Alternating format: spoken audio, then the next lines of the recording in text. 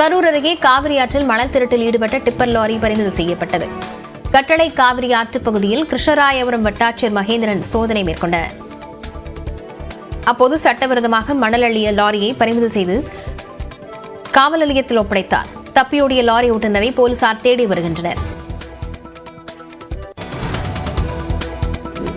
நெல்லை மாவட்டத்தில் மலை கிராமமான மாஞ்சோலையில் பரவலாக மழை பெய்தது. மேற்கு தொடர்ச்சி மலைப்பகுதியான மாஞ்சோலையில் திங்கட்கிழமை முதல் இடைவெளி விட்டு மழை பொழிந்து வருகிறது. மாவட்டத்தின் பல்வேறு இடங்களில் 100 டிகிரியை தாண்டி வெப்பம் பதிவாகும் சூழலில் மாஞ்சோலையில் பெய்த மழையால் மக்கள் மகிழ்ச்சியடைந்தனர்.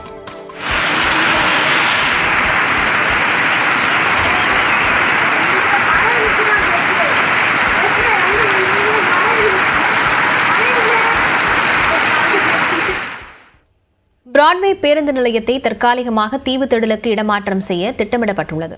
9 மாடிகள் கொண்ட மல்டி மாடல் இன்டகிரேஷன் என்ற போக்குவரத்து முனையம் அமைக்கும் பணிக்காக பிராட்வே பேருந்து நிலையம் இடமாற்றம் செய்யப்படுகிறது.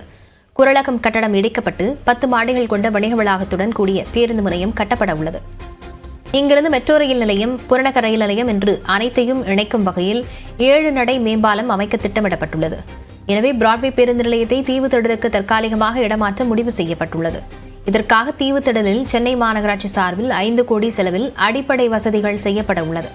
அடுத்த ஒரு சில மாதங்களில் பிராட்வே பேருந்து நிலையம் தீவுத்திடலுக்கு இடமாற்றம் செய்யப்பட்ட பின் பிராட்வே பேருந்து நிலையம் இடிக்கப்பட்டு போக்குவரத்து முனையம் அமைக்கும் பணி தொடங்கும் என கூறப்பட்டுள்ளது.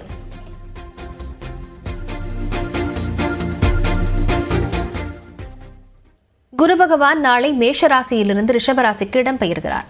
நியூஸ் 18 தமிழ்நாடு சிறப்பு நேரலையில் குரு பெயர்ச்சி பலன்கள் தொடர்பான நேயர்களின் கேள்விக்கு ஜோதிடர் செல்வி நாளை மாலை 4 மணி முதல் பதிலளிக்கிறார்.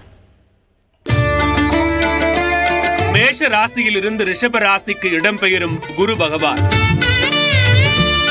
குரு பெயர்ச்சியால் 12 ராசிகளுக்கு என்னென்ன பலன்கள்,